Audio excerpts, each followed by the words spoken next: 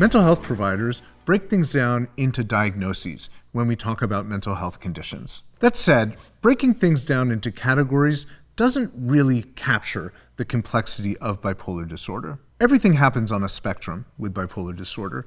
Its hallmark, after all, is variation. Some people have only a couple episodes in their entire life. Some people have mostly depressive episodes, and then once or twice they have an episode of mood elevation. There's a diagnosis called substance-induced bipolar disorder, which makes sense because sometimes episodes are kicked off by substances. Diagnoses are also helpful and important, especially for providers, because it helps us talk with each other about what's going on and understand what kinds of treatment might be most helpful. So the difference between a spectrum and a category also comes into play in bipolar disorder with each particular symptom. Examples also include sensations or behaviors of being sped up or slowed down. Another thing that operates on a spectrum is appetite.